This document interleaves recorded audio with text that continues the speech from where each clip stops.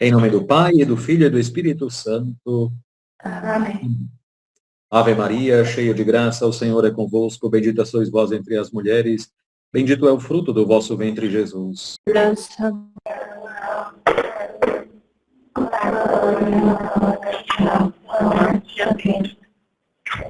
Sede da sabedoria.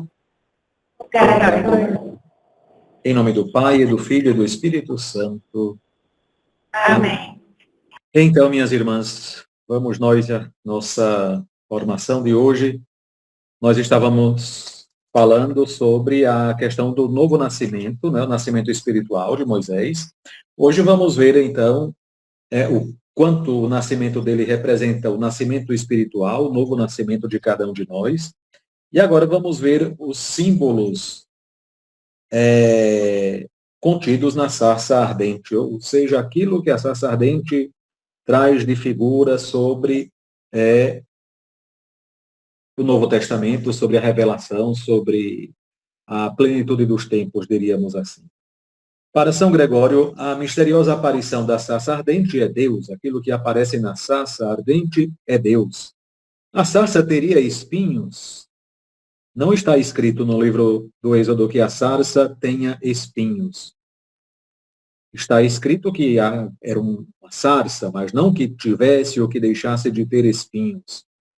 Mas São Gregório afirma que na sarça ardente tinham espinhos. Ora, São Gregório de Nissa, ele leu na tradução de Filão de Alexandria e de Clemente que a sarça tinha espinhos. Por isso ele está dizendo que a sarça tinha espinhos. E do meio desta sarça de espinhos, né, destes gravetos, saíam chamas pelo meio. Diz então que a virtude nos leva ao conhecimento da luz. A luz, e quem é a luz, diz o Evangelho, é Cristo. E por que ele não viu esta luz, Moisés não viu esta luz nos astros do céu, mas viu na sarça da terra? Porque esta luz, de fato, é prefiguração de Cristo, a luz que desce do céu, a luz que desce do céu e se encarna para nós.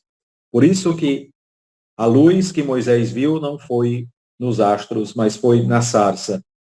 Então, a sarça em si é símbolo, a luz da sarça é símbolo da encarnação do Verbo. Ora, se a luz da sarça é símbolo, é prefiguração da encarnação do Verbo, a sarça, os gravetos que se queimavam, mas que não se consumiam, são sinais de quem? Imaginem. Quem foi que deu a luz? A luz, se Jesus é luz, então quem foi que deu luz? Quem foi que pariu? Não é? O verbo é esse daí, o verbo parir. Quem foi que pariu Jesus? Foi a sua mãe. Então, a sarça ardente é símbolo da mãe de Deus. É do meio da sarça que sai. Então, a sarça, os gravetos, não a luz é símbolo de Jesus. Mas a sarça é símbolo da mãe de Deus. Notem que tem um particular nessa sarça ardente, né, nestes gravetos. Eles não se consomem, não é isso?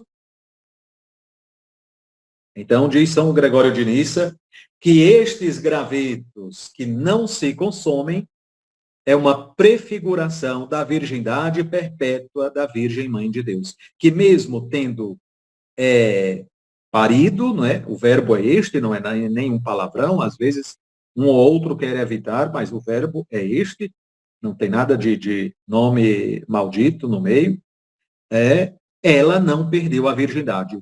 Continuou intacta. Então, a luz, o fogo que queimava estes gravetos, não os consumia, os deixava intactos. E este detalhe é muito preciso na Sagrada Escritura.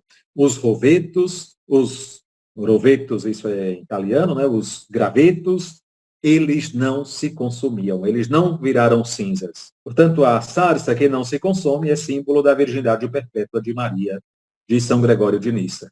Agora, quando Moisés chegou próximo à sarça, o que é que ele ouve da sarça? Tire as sandálias, porque o chão onde você pisa é santo. Para São Gregório, este tirar as sandálias é símbolo do despojamento do batismo, porque antes de sermos batizados, precisamos de nos despojar das vestes de pele. E aqui São Gregório joga justamente com a pele. A pele é o quê? É sem vida. É o animal morto.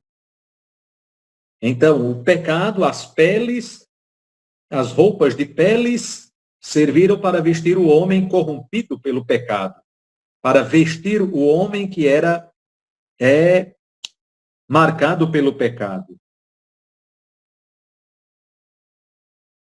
Os pés nus de São Gregório, de Moisés, ele também tira as sandálias, entende-se que as sandálias fossem de pele também, de couro, né? Estes pés nus de Moisés, os pés nus, desculpe, não nus, mas pés nus, são símbolos do despojamento das peles mortas que nos revestiram após a desobediência do mandamento divino. Então, antes de entrarmos para o batismo, fazemos que coisa? O despojamento. Hoje se faz o despojamento como? Com a renúncia a Satanás. E assim é que se manifestará a verdade. Diz São Gregório de Nissa que assim foi que se manifestou a verdade e que ele começou o diálogo com a sarça ardente, com o fogo, com a luz que saía da sarça. Diz ele que a verdade se manifesta justamente como? De uma purificação da opinião que nós temos equivocada sobre as coisas. Ou, mais precisamente, sobre a verdade. Então, precisamos nos despojar das opiniões falsas, equivocadas, das opiniões sobre aquilo que não é. Então, nos despojando daquilo que não é, conheceremos aquilo que é. Tem um pouco de filosofia. Então, nos despojando daquilo que é, daquilo que não é, conheceremos aquilo que é. Então, precisamos tirar aquilo que não é. Lembrem-se que este mesmo ensinamento nós vimos lá em São Gregório Magno. No finalzinho da regra pastoral, ele dizia que coisa? Que antes de começar o caminho da virtude, precisava se despojar dos vícios. Porque ninguém poderia correr nas virtudes, na via das virtudes, e ao mesmo tempo nos vícios. Correr na via dos vícios são estradas contrárias, têm sentidos contrários. Para São Gregório de Nissa, a verdade é uma apreensão correta daquilo que é, daquilo que existe. Porque o erro é ilusão. O erro é uma ilusão produzida no nosso espírito. O erro, continua ele, é uma aparência. É uma aparência de existir aquilo que não existe. O que é que realmente existe? O que realmente existe é o imutável, é nosso Senhor, é Ele que não muda, é Ele que é a verdade. Agora, para discernir, diz São Gregório de Nissa, para discernir a ilusão e a aparência da verdade, se precisa de um longo tempo, de um longo período de recolhimento. Por isso Moisés foi para o deserto. E foi lá que ele conheceu a sarça ardente, isto é, conheceu a luz, conheceu a verdade. Porque para superarmos a ilusão e as aparências falsas e encontrarmos a verdade, precisamos deste longo período de recolhimento. Então, um longo período de recolhimento.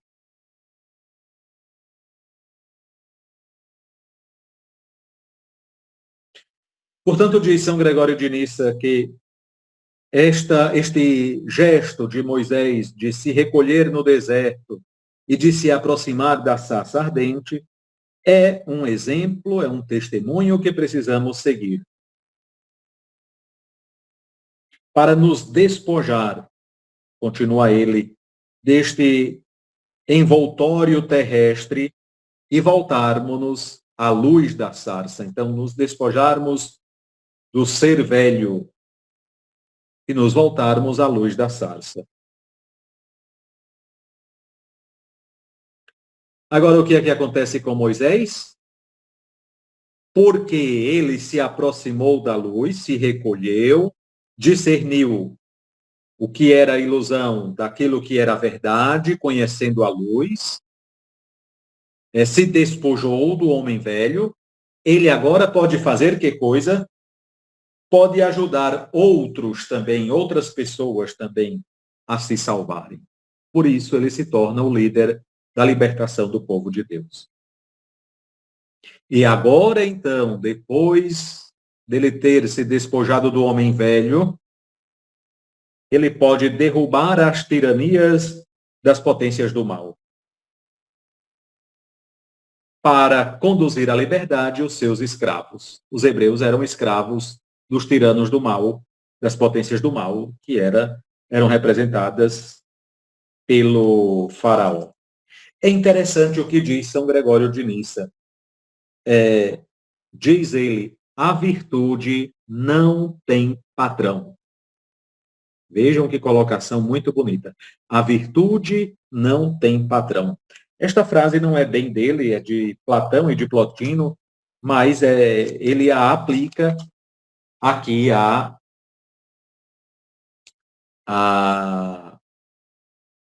Moisés. Esta liberação que Moisés vai fazer do povo de Deus, do povo hebreu, do povo eleito, das garras do faraó. Por que liberta? Porque a virtude não tem patrão. E vocês sabem que quando o povo de Deus sai do Egito para a Terra Prometida, eles não têm um rei de imediato. Eles vão ter os juízes, esses líderes tribais, etc., mas não um rei, não um imperador, porque a virtude não tem patrão. Agora, uma outra cena que São Gregório de Nissa analisa, muito bonita, é a mão de Moisés que muda de cor quando ele a tira de dentro do seu manto. Quando ele estava com a mão dentro do manto, né? Imaginem aqui, a mão estava de uma cor. Quando ele a tirou fora, a mão mudou de cor. A mão de Moisés mudou de cor. São Gregório de Nissa inicia falando desta mão de Moisés que muda de cor a partir do Salmo 76, 11, que diz o seguinte: a mão de Deus não é a mesma, está mudada. Por que o salmista diz isto? A mão de Deus não é a mesma, está mudada. Ora, para São Gregório de Nissa, essa constatação do salmista é muito óbvia, porque ele contempla na natureza divina uma imutabilidade, ou seja, a natureza divina é imutável. Jesus Cristo diz, carta aos Hebreus, é o mesmo ontem, hoje e sempre. Mas esta mão de Deus, por condescendência com a nossa fragilidade,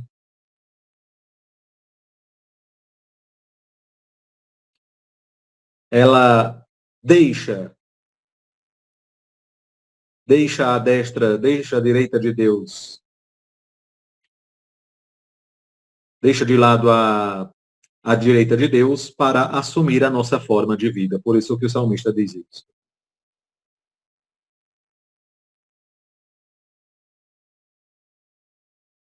Então, diz São Gregório de Nissa, vejam o que é que faz Moisés. Moisés Quando tira a mão das dobras da veste, muda de cor. Quando guarda sua mão de novo, recupera o seu mesmo aspecto. Este gesto de Moisés, esta mão direita de Moisés que muda de cor, é prefiguração do Deus monógeno, isto é, do Deus que é um só. Existe um só Deus, mas Deus tem a sua mão direita. A direita, a destra de Deus no seio do Pai, é Cristo, que saiu de Deus para se manifestar a nós. Ela mudou de cor, a mão de Moisés mudou de cor. Cristo também modificou-se, entre aspas, para curar nossas enfermidades. Ele se tornou homem, se fez homem. Então mudou, né, entre aspas, não necessariamente como mão de Moisés mudou de cor, mas ele não mudou de cor, ele não deixou de ser Deus, mas ele assumiu a natureza humana. E quando ele volta ao seio do Pai, ele retoma, então, a sua cor, se assim podemos dizer, sem alterar a sua natureza. Ao contrário, é a nossa natureza que é passível de mudança, que se transfigura através da imutabilidade de Deus. Então, ele apenas assumiu a nossa humanidade. E quando ele volta ao seio do Pai, assim como a mão de Moisés, que voltando para dentro do seu manto, recuperava a cor original, a cor inicial, a mão direita de Deus, que é Cristo, voltando para o Pai, transfigura aquilo que ele tomou de nós, que foi a nossa humanidade. E é a nossa humanidade que é passível de mudança. E é esta humanidade que é mudada. É mudada em que coisa? É mudada em participar da vida de Deus. Um dos frutos da salvação é justamente a divinização do ser humano, de nos fazer participantes da sua vida divina. Um terceiro elemento agora que nós vamos ver é o bastão de Moisés, que se mudou em serpente. Terceiro elemento. Já vimos a sarça, já vimos a mão de Moisés, que mudou de cor, e agora é o bastão que é mudado em serpente. O bastão de Moisés. Em primeiro lugar, o bastão de Moisés é mudado em serpente. Então, São Gregório de Nissa faz uma explicação longa para falar da serpente. Quem é a serpente? Quem é chamado de serpente? É o autor do pecado. É o autor do pecado que é chamado de serpente. E aquele que nasceu do pecado é também serpente. E o que é que se diz, o que é que a Escritura diz do Senhor? Que ele se fez pecado por nós. Hebreus 11, 1. Ele se fez pecado por nós. Então, diz São Gregório de Nissa, é a justo título aplicado ao Senhor.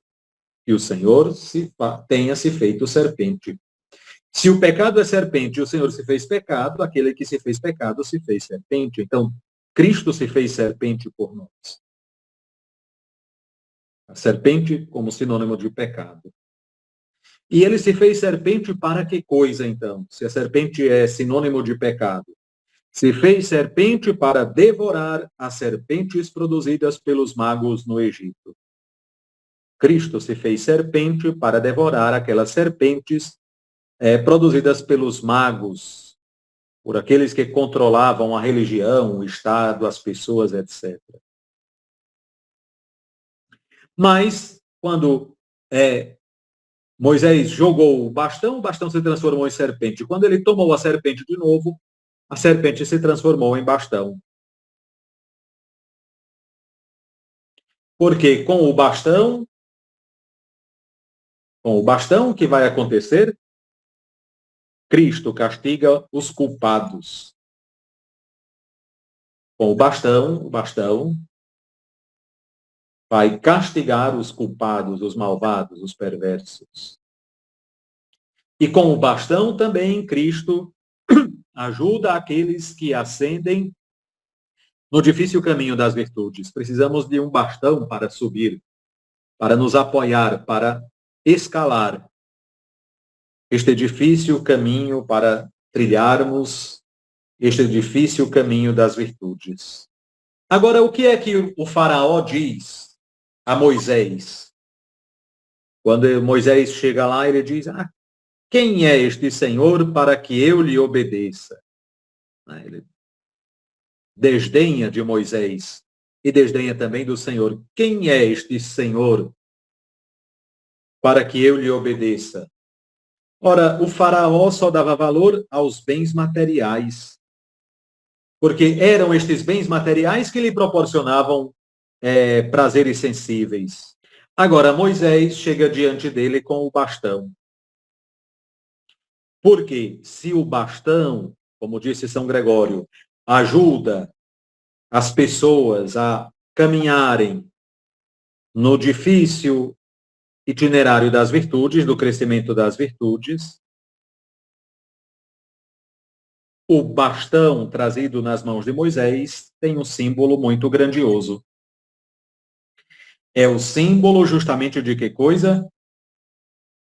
Daquele atleta que se dedicou a difíceis exercícios junto ao seu treinador. Então, este bastão nas mãos de Moisés é tipo um troféu de um atleta que se dedicou muito a exercícios pesados, exercícios de força, junto com o seu treinador.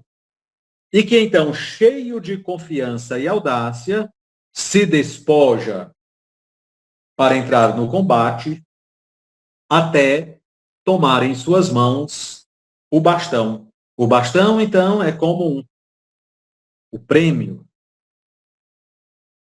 Este bastão, diz São Gregório de Nissa, enquanto prêmio, enquanto sinal do troféu, é símbolo do ensinamento da fé. O bastão é um símbolo do ensinamento da fé. E é pelo ensinamento da fé que Moisés vai triunfar sobre as serpentes do Egito.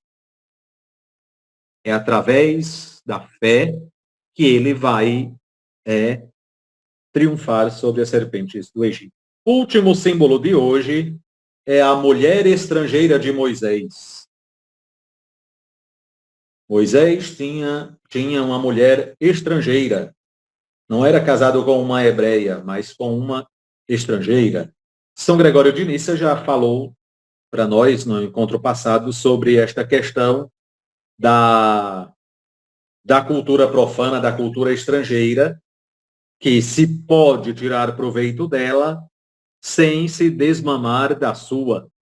Hoje ele fala, dá um passozinho a mais, que na cultura profana existe algo que não se deve rejeitar para a formação da virtude. Por isso que a mulher de Moisés era estrangeira. Porque não tem algo da cultura profana que nós não devemos rejeitar na formação da nossa virtude. Porém, se deve reter a imundície da cultura profana, da cultura estrangeira. Se deve reter. Se deve reter, isto é, se deve rejeitar. Não se deve tocar naquilo que seja imundície, não é? Não se deve reter nada do que seja imundície da cultura profana, da cultura estrangeira. E aí, São Gregório de Nissa dá vários exemplos, ele está entrando aqui no campo da filosofia, eu não queria falar tanto desta coisa, mas, por exemplo, na cultura profana, na filosofia, ele está falando aqui diretamente da filosofia, ele vai dizer que na filosofia, por exemplo, admite que tenha o demiurgo. Existe o demiurgo, que é esse demiurgo, é como se fosse Deus, é algo transcendental. Mas o demiurgo é somente uma ideia. Deus não é somente uma ideia. Deus é uma pessoa, ele é trino e um. É o criador e o autor de todas as coisas. E a criação não é uma queda do demiurgo, como ensina a filosofia de Platão. A criação é a obra-prima de Deus. Depois dele ter feito todas as coisas, não só a criação, mas quero dizer o ser humano, me desculpem aqui, me apressei no dizer, o ser humano não é uma decadência do demiurgo. O ser humano é a obra-prima de Deus, que depois de ter feito todas as coisas, criou o homem como a obra mais importante e mais fulgurante de toda a sua criação. Na verdade, na própria cultura egípcia também tinha uma ciência, não era ciência filosófica, mas era ciência sapiencial. Era o estudo da sabedoria. Acho que vocês já tenham conhecido alguém que diz assim, eu não estudei, mas eu sei das coisas. E é verdade, tem muita gente que não estudou e que sabe das coisas. E por que estas pessoas sabem? Não sabem por revelação divina. Não foi um anjo que ensinou a ninguém estas coisas que eles não aprenderam nas escolas. Quem foi que os ensinou? Foi a vida, foi a observação, foi a repetição das coisas. E então essas pessoas, mais clarividentes do que outras, mesmo sem terem ido à universidade, sem terem estudado psicologia, ou filosofia, ou engenharia, ou quantas coisas mais, talvez na área de vocês do mesmo modo, antigamente se tinha as parteiras, os dentistas leigos, os médicos leigos, enfim, os farmacêuticos que acertavam, só pelo fato da experiência que eles adquiriram com o passar do tempo, observando as coisas. Então, no Egito existia uma escola sapiencial muito bem estruturada, que se fundava justamente na observação e repetição de fatos. E nós estamos, inclusive, lendo esta semana o livro da sabedoria na liturgia. Todos os dias estamos acompanhando a leitura sapiencial. E o que quer dizer esta leitura esta sabedoria? Que o verdadeiro sábio não é aquele que observa os fatos, a repetição dos fatos, mas o verdadeiro sábio é Deus. A conclusão da sabedoria, da importação e da refundação da sabedoria dentro do contexto hebraico é justamente admitir que o verdadeiro e único sábio é Deus. Só ele sabe e conhece tudo e tem o domínio de todas as ciências. E esta também é uma conclusão que não está dita aqui por São Gregório de Nissa, mas que é implícita, porque ele está dizendo que coisa que não devemos tomar para nós nada daquilo que seja imundície estrangeira. Mas existe algo na cultura estrangeira que não é imundície e do qual necessitamos para formar o nosso caráter e a nossa personalidade, para crescermos na virtude. É verdade. Isso é verdade. Tá bem? Da minha parte, eu preparei até aqui para não entrar num momento novo. Amanhã, eu estou hoje em Salvador, estou na casa de meus pais, e amanhã estarei, aqui meus pais moram em Salvador e em Remanso, né? Dois lugares, que é interior da Bahia. E amanhã estarei indo de mudança para Vitória da Conquista. Lá tem uma igreja dos capuchinhos, que se chama Seminário de Fátima, é uma paróquia, já foi seminário no passado, atualmente não é casa de formação, mas este seminário é um convento grande, com uma igreja conventual também muito grande, muito bonita, E é uma paróquia muito grande também, de 70 mil, cerca de 70 mil habitantes. Nós seremos lá 5 sacerdotes, e eu serei o pároco da paróquia e o guardião do convento. A fraternidade é de 6 frades, tem um irmão leigo no meio, seremos 6 confrades, e esta paróquia, da qual eu serei o pároco, e também o guardião superior da casa religiosa. Peço que rezem por mim, porque sexta-feira será a minha posse. Mas está mantido, viu, irmã Angela, a nossa formação no sábado, com todo gosto, e também as da quarta-feira, das quartas-feiras. Eu ainda não cheguei lá, não sei, assim, como está a agenda, mas qualquer coisa eu volto a procurar vocês. Contudo, está mantida a nossa formação, porque eu também vou vou continuar me dedicando à formação e à vida paroquial. Precisamos de conjugar um pouquinho as duas coisas, porque na vida religiosa se é pároco por um tempo, mas a palavra de Deus a gente precisa de estudá-la, conhecê-la e meditá-la sempre e em todo momento. Tá bom? Estaremos sim. Pronto, muito obrigado, então. Alguma coisa que vocês gostariam de falar a respeito de hoje que não tenha ficado muito claro? Sei que nós entramos um pouquinho na parte filosófica, porque São Gregório de Nissa, quando ele diz isso daqui a respeito da cultura estrangeira, ele está falando muito de si mesmo, porque é ele o grande filósofo, é ele o grande conhecedor da cultura helenística, é ele que tinha se formado na cultura profana, mas ele conheceu isso tudo sendo cristão. Então, ele tirou o bom proveito disso tudo para crescer na virtude, inclusive para fazer teologia, mas não se deteve, não ficou apenas no recinto da cultura profana. Tirou de bom aquilo que ela tinha. Quando ele fala isso, ele está falando de si mesmo, mas ele reconhece a cultura profana tem algo de bom, mas não precisamos reter aquilo que dela seja imundícia. Fico aqui no aguardo dos comentários. Se vocês tiverem alguma coisa a dizer, a perguntar, não tenham vergonha, porque todos nós estamos para aprender, viu?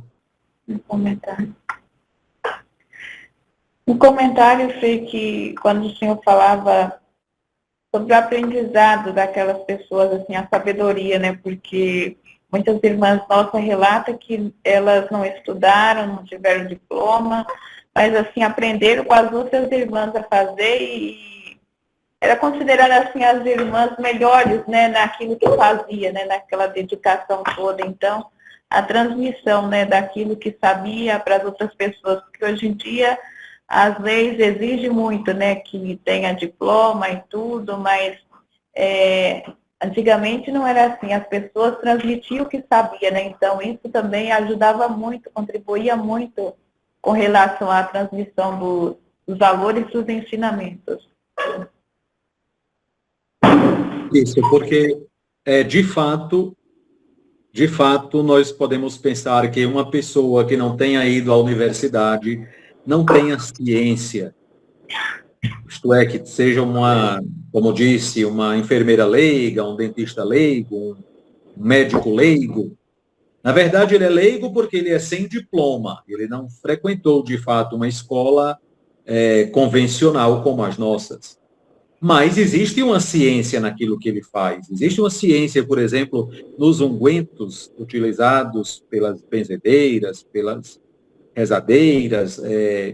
Na Europa, teve um movimento que nós não alcançamos, porque foi da Idade Média, chamado de beguinas. E estas beguinas faziam ungüentos para as mulheres em trabalho de parto, para as mulheres, para as pessoas doentes. Eram ungüentos à base de ervas e que elas pareciam destituídas de ciência, mas, na verdade, elas tinham ciência. Ou seja, tinham uma coisa científica. Mas aquela ciência, né, o científico delas não tinha sido aprendido nas escolas, mas justamente com a prática, com a observação das coisas. E esta era a sabedoria egípcia. Porém, a sabedoria egípcia não era assim tão desarticulada, era muito bem articulada. Existia uma escola que era fundada, não era a filosofia, Mas é esta sabedoria que nós falamos, leiga, que no Egito, no tempo do faraó, existia muito bem. Imaginem que um governante, para governar bem e para ter muito poder, ele precisa de ter o controle de todas as coisas. Isto é, ele precisa de ciência, precisa de um corpo muito bem organizado, um corpo, digamos, administrativo, de controle do Estado, muito bem estruturado. É isso que eu queria dizer.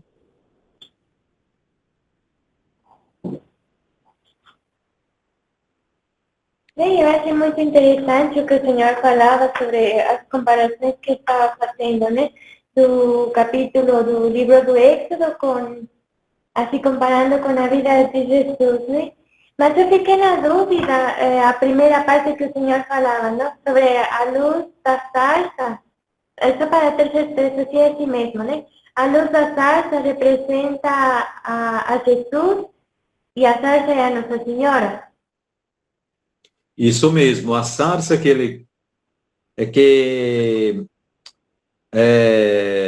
em português a gente chama tudo de sarça, né? Mas, na verdade, existem os gravetos e existe o fogo, não é? A sarça seria no modo como foi traduzido em português, se entenderia mais que fosse o fogo, as chamas que saem dos gravetos, né? E justamente ele faz uma distinção entre a luz que sai do meio dos gravetos e os gravetos. Então, quando nós falamos de sarça em português, parece que nós estamos falando de uma única coisa, mas nas outras línguas não se usa a mesma palavra, né? São duas palavras. São os gravetos fumegantes, por exemplo, a tradução mais digamos, adequada no português seria chamar a sarça de gravetos fumegantes. O que é um graveto fumegante? É um graveto que sai fogo dele, né? O fumegante é o que sai fogo. Mas estes gravetos não se consumiam. Então, a sarça seria, digamos, a luz, mas também a madeira, né? Os gravetinhos que estavam ali. E estes gravetinhos não se consumiam. Então, o graveto que não se consome é imagem da virgindade da Virgem Maria, que deu luz a Cristo, que é a luz do mundo, mas não perdeu a sua virgindade e continuou intacta. Ela é prefigurada nesta sarça ardente. Enquanto o fogo que sai do meio da sarça, ou seja, do meio dos gravetos, quando se faz o fogo, se põe a lenha e do meio da lenha sai o fogo, não é assim? As chamas. Então, essas chamas que saem dos gravetos, esta luz é símbolo, então, justamente da luz, que é Cristo Jesus. É muito bonito isso, né? Na nossa capela do colégio lá de Roma, e também foi feita por esse artista que fez aqui Aparecida, o polêmico Rupnik. E ele trabalha muito com esta simbologia de Gregório de Nícia e também de outros padres. Justamente na nossa capela lá de Roma tem as sarças ardentes para simbolizar a Virgem Maria, né? Símbolo de Cristo e símbolo da Virgem Maria. No painel, nos ícones, né, que temos lá na parte central na abóbada da nossa capela. É uma capela moderna, ele fez uma abóbada e nela tem a representação justamente desta sarça ardente, como nós chamamos. Né? Pelo menos dizer assim, sarça ardente, que aí estamos falando dois nomes. Né? Então, a sarça seriam os gravetos e o ardor seriam as chamas. Não sei se me expliquei. Se não, pode dizer que eu tento usar outras palavras para me explicar melhor. Agora eu entendi melhor. Muito obrigada. Uma explicação muito bonita. Isso é uma imagem muito bonita de Nossa Senhora. Obrigado também.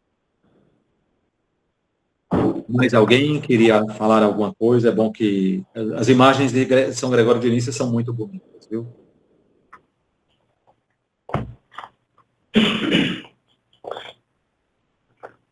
Mais alguma coisa ou podemos encerrar? Estou vendo que já são 8h45, para que eu não me estenda tanto com vocês. Sei que é um pouco cansativo ficarmos assim online, mas vamos adiante. Podemos concluir, então? Sim. Então, na sexta-feira, quando vocês forem à missa, rezem por este pequeno frade aqui, viu? Tá bom? Um abraço para vocês, felicidades e até sábado com a graça de Deus. Santa noite de repouso. Paz e bem.